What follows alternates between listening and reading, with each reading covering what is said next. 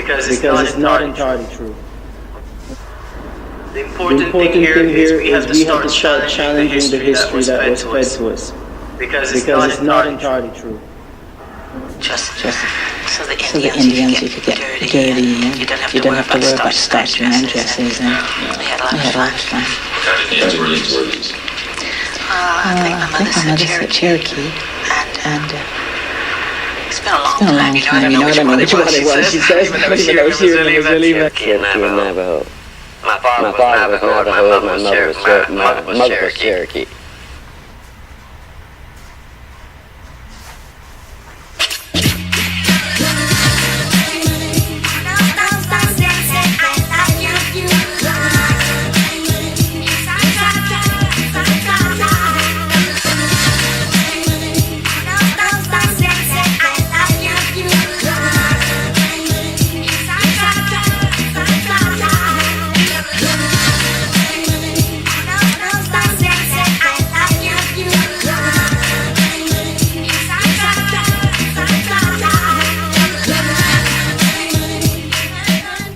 There are no black people in the USA. Truth is that in the USA there are no black people. Actually, the entire perception that people in Africa have about the so-called black people in the USA is just an illusion put in our brains by no one else, by those keeping us in captivity in Africa. The big Europeans of the USA and the EU partners in crime. None of the report about the existence of black people in the USA has been brought to us by ourselves. All was brought to us by those keeping us in captivity. What we see on TV from the USA is racially mixed.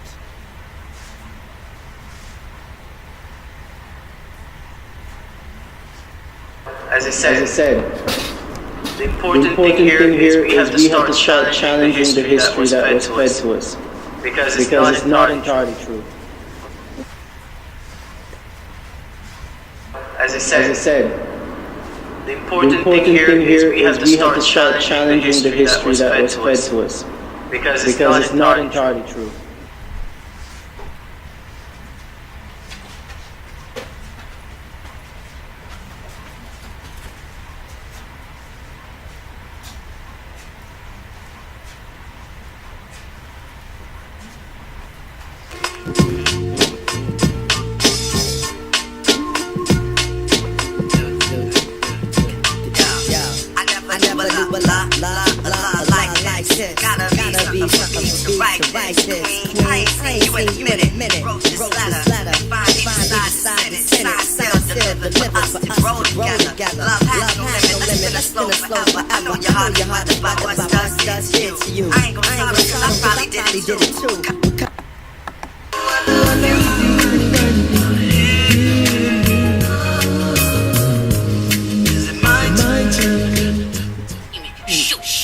Probably made up this whole slavery thing. What nigga you know gonna work all day in a hot field for no pay? See, that's your problem. You believe in anything somebody tells you or put in a book.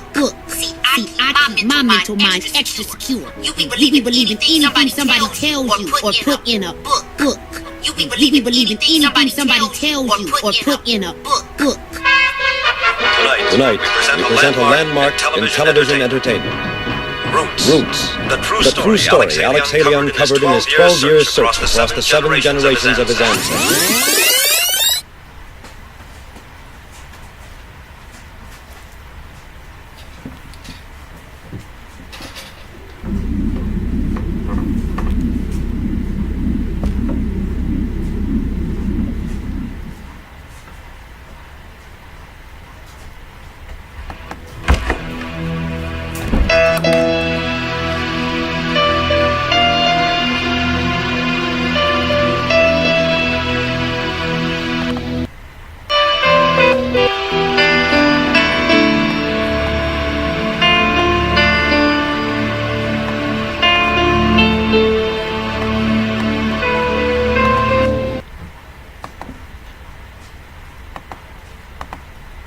Okay, so first question is where or how did the lighter-skinned native tribes and or members develop, considering the Aboriginals or natives originally discovered and Americans were of a copper tone?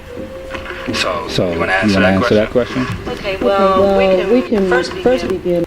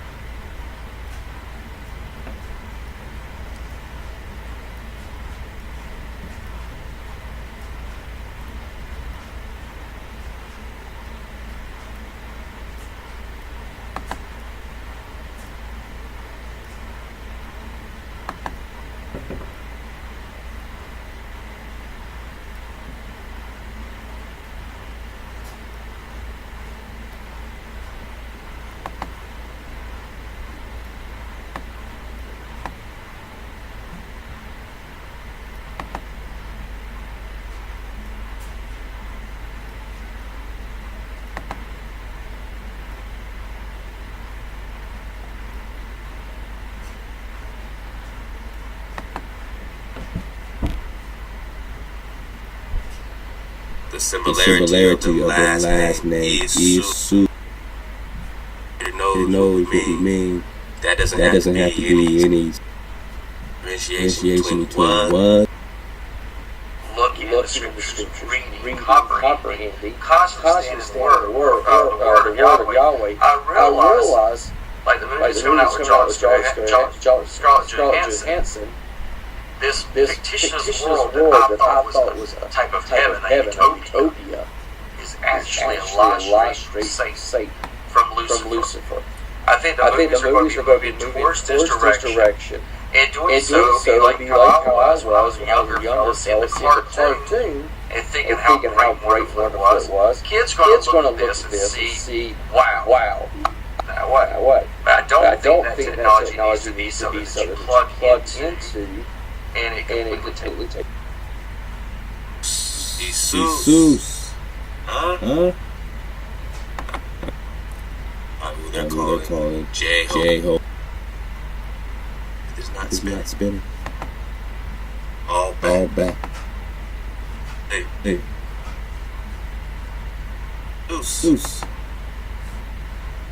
Pyramids then. So in Egypt, the firmament, these hounds let off.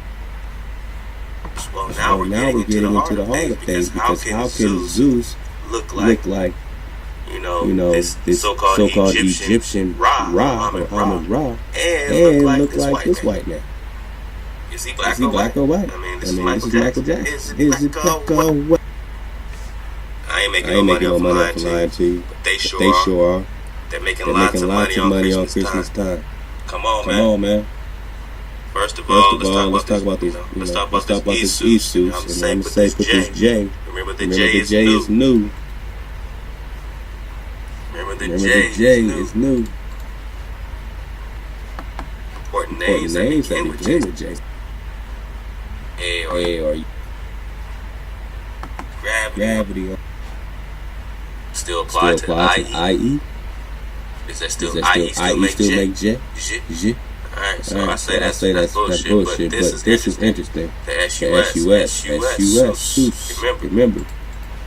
Zeus. J.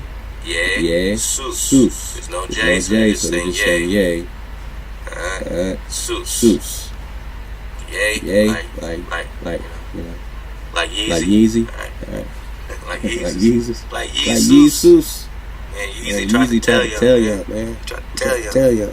Alright, so Zeus. SOS.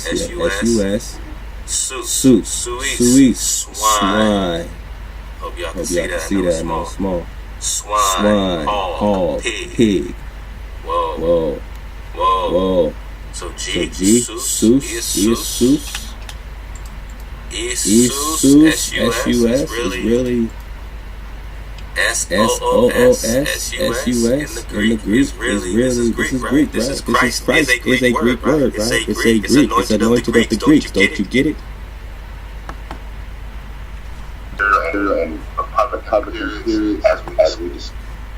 It's gotta get a couple minutes. more means great. Zeus. Sun God. So then Jesus became this blonde-haired, blue-eyed sun god. Behind him was always still the sun. And old Mary, mother of what they call God. Now let's read this. Let's get into the mind of the idea.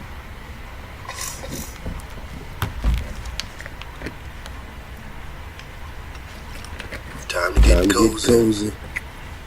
Lay on back. If you're at work, love to you. If you're driving, love to you. If you're at home, just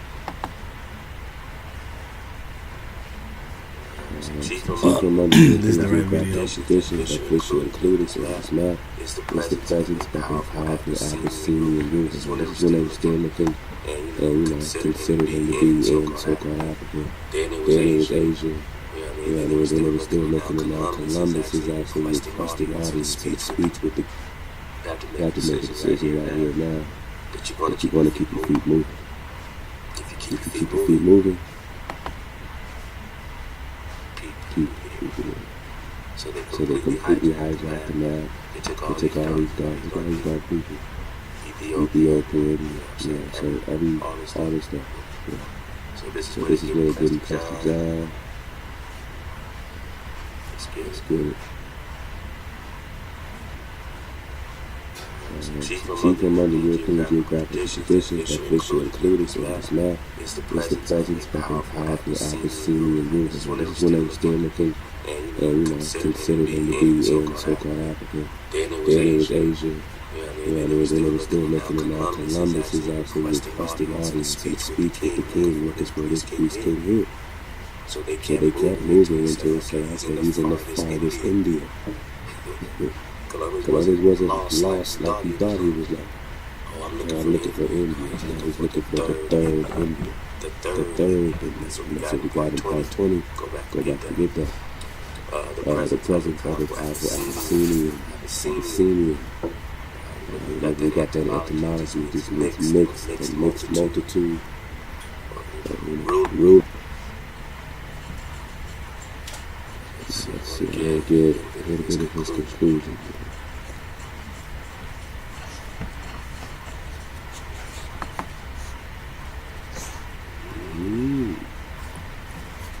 Come on, baby, better. Small. That's what we can do. Quick now. A little bit of color for us. I want to see that.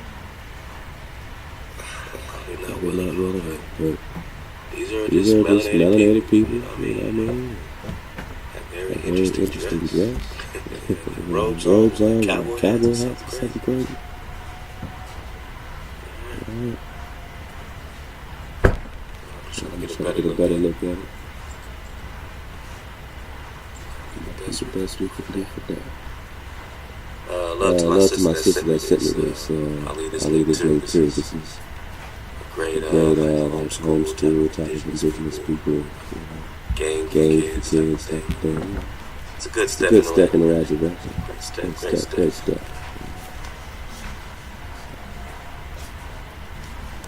So it's the trusted John and Martin by the unnamed artists who designed the front. Boaz and Ruth. He was the youngest of 8 sons. Esau, Jesse. A small proprietor of the tribe. A small proprietor of the tribe of Judah, dwelling at Bethlehem with David. We're talking about King David now. I know what you're saying. You might just, this might be your first time. Sorry. Let's just do it like this. Interrupt tribal river to take a small commercial break into the parallel time after history for 2 minutes and get it like it's the first time. Think about King David. When you talking about King David in the 12th century, why would King David be in the 1500s? What do you mean letting David do this and trust the job? They told me that this was DC. But what if all your DC history happened after the 900s and you have to research Anatoly for the Mango? Anatoly for the Mango. And go back to that drop. Ancient knowledge.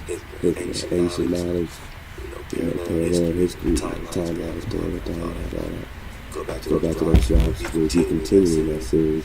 But check out the parallel timeline histories and tell me where is King David hiding? In DCs, or does it just happen after the 900s? It's valid. So, for example, Thucydides held wars. There are three eclipses mentioned in the Peloponnesian Wars. They describe great fullness as a lunar eclipse or solar eclipse and another lunar eclipse. You from the totality was on the overview of some of these descriptions. The creators of modern chronology is trying to astronomically solve the problems of eclipses. We're not able to do it without taking data provided by these ways of witnesses. So for many days, they look at suppositions about this. Where are the exact astronomical solutions to try eclipses? And they turn out to be one in the 11th century AD and one in the 12th century AD. And now so the mathematics regularly is moving astronomical arguments to try to determine which is the principal one and use conclusion. However, raising things out is extraordinary argument. Because the only legitimate is the modern history from about 300 on most of that, by the way, is from 900. Yes, you heard it right. So these are chronographers going through the history. He's breaking down based on research of Russian scientists Anatoly for the Mango. The only legitimate history. As far as the history that you are reading in books that you are being taught. The only legitimate history you're being taught, biblically or any other way, happened after the fucking 900s. Not that nothing happened before that. And that these dynasties and that this and that before that. We're talking about your actual life. Your history, man. Most of your freaking history, man. The legitimate part of your history. Because the only legitimate is modern history from about 300 on most of that, by the way, is from 900 on. 300 on the statutory documents and things like that. Maybe most of the things that the historical events really did happen. The question is when and where. Maybe how many times. It didn't only happen once. Most of that stuff happened after the 900. Most of that stuff happened after the 900s. So based on that premise and possibility, what are we talking about here? When it comes to King David, or why would he be spread it up in documents in the 1200s? We got that letter of King David in 1165. So King David's popping up, man. Research it. You got Otto's that precinct does not mention the exact year of the battle of the Eastern Conference, Persian Sultan. So this Persian Sultan's conquering. So you know. The mythological journey to learn of a certain Patriot John, Prester John of India, of the three Indians in 711-22. So whether it's happening in the 1200s, whether it's happening in the 1500s, whether it's happening in both, and the Prester John in the 1500s is just a descendant of the previous Prester Johns. All that can be in place. I'm saying I'm rocking with all that. Let's get back here. King David, either the son or nephew of Prester John. Had placed himself at the head of three powerful armies and was moving upon the Mohammedan countries in Arabic prophecy foretold that in Eastern family 3rd and 8th the religion of Muhammad would be abolished. This occurred in 1222, and many expected that King David and his host would offer their support to the long-awaited army of Frederick II. Here's where it's going to get fun. Put on your rain boots. Let go.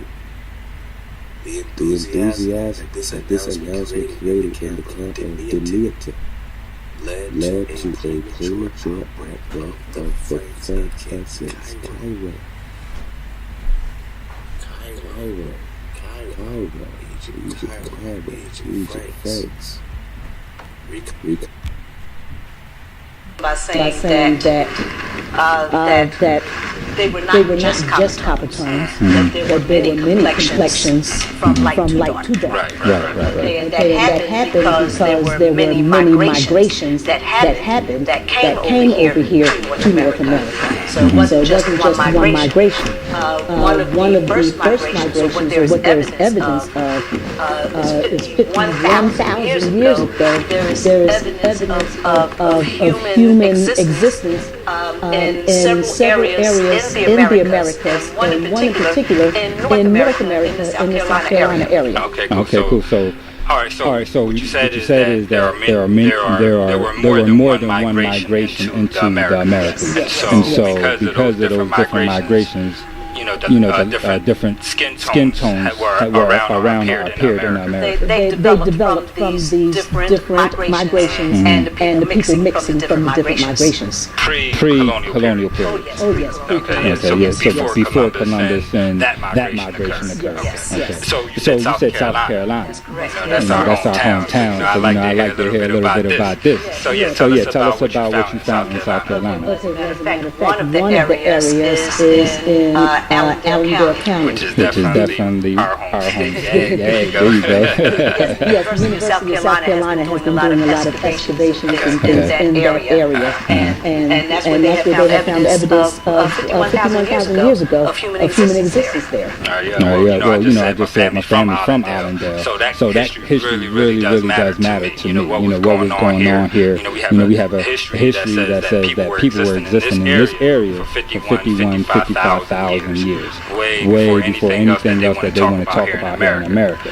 And so, I really like this question personally. And another thing is, what is interesting is that this Allendale County area, tens of thousands of years later, though, but still this area was an area where there was a very large Indian trading post that was in that area.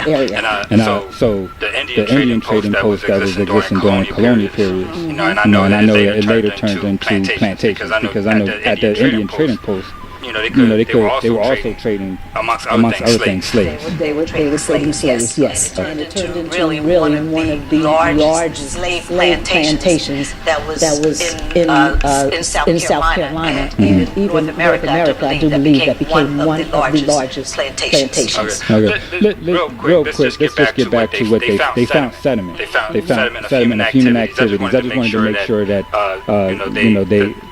the crowd was aware of what we were saying. Right. They did not find bones. That is one thing that they didn't find. But they did find sediment. They found carbon remains left behind by the people, showing that people were there burning things. And they also found tools there also. And again, this is going to be around the time that migration started to really happen around the world, where people really started to get up and move beyond a central location, started traveling all over the place. Right, that's correct. Yes, so it's not too long after that started happening, after the humans started their migrations. One of the migrations, which usually they don't mention, but there is the evidence here.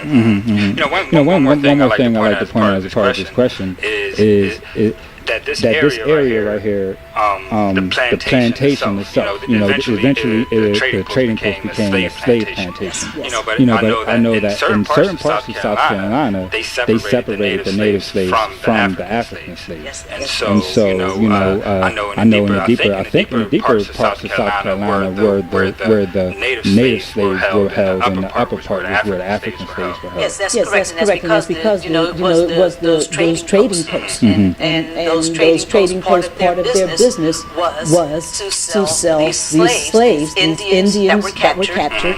They would keep them there where the trading posts were, and the Europeans would come to the post, and they would purchase slaves. They would purchase their Native American slaves there. And I'm assuming if you didn't buy a slave, the slave stayed, they worked, they became a part of the society of wherever it was going on, and eventually lost their identity.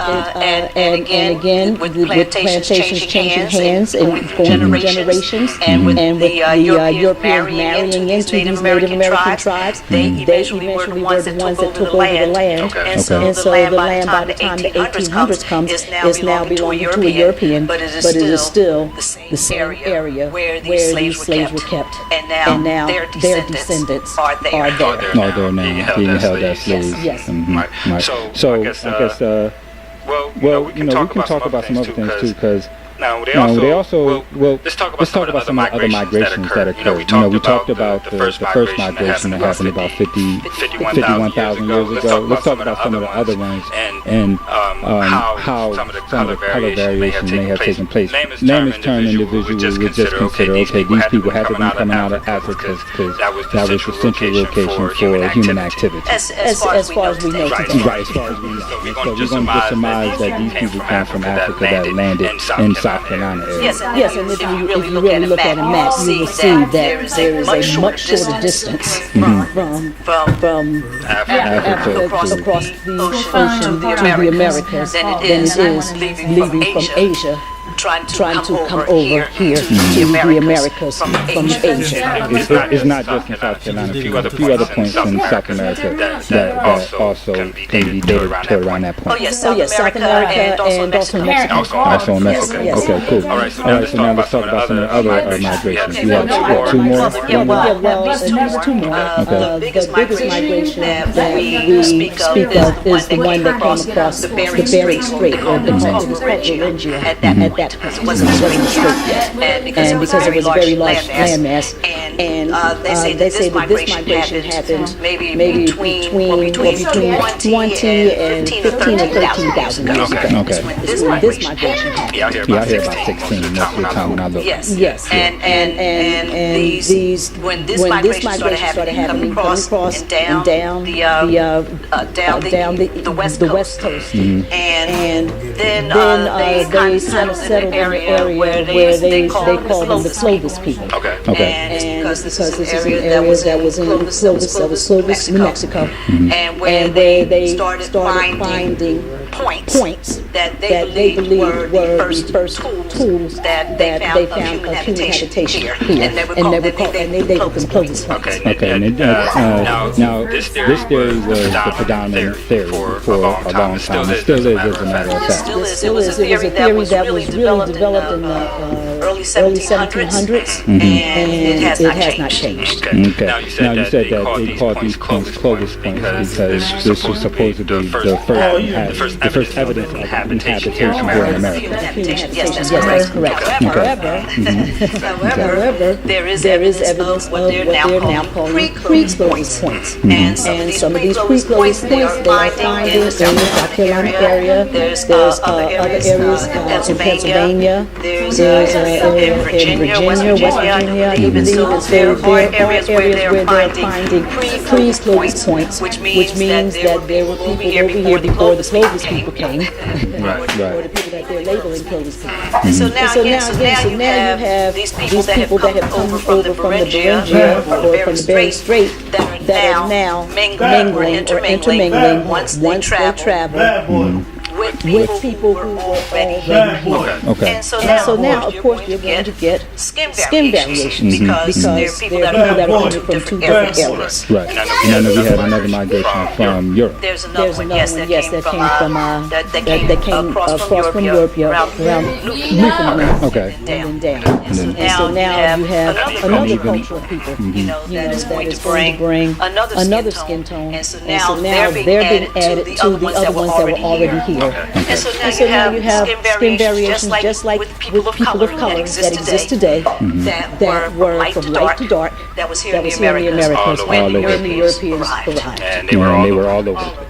Okay, so the skin variation, these things are just a natural part of the evolution of human beings, and what we are and what we're doing is really. I forgot I was recording.